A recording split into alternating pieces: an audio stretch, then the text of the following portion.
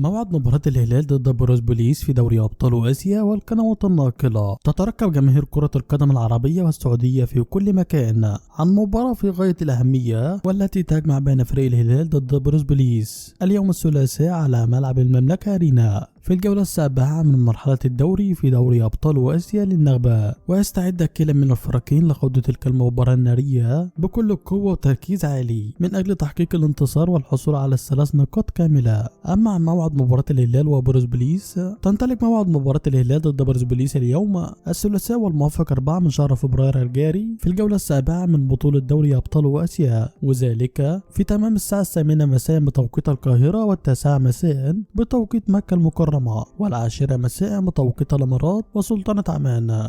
أما على القنوات الناقلة يمكنكم مشاهدة مباراة الهلال عبر قناة بلان سبورت في سي وقناة CC1. أما عن معلق المباراة سيتولى مهمة التعليق على تلك المباراة النارية المعلق الرياضي الكبير عامر الخزيري وفارس عوض. وبكده متابعي الكرام نكون نهيت حلقتنا. شاركونا توقعاتكم لنتيجة المباراة في الكومنتات تحت وانتظرونا في فيديو جديد. دمتم على خير والسلام عليكم ورحمة الله.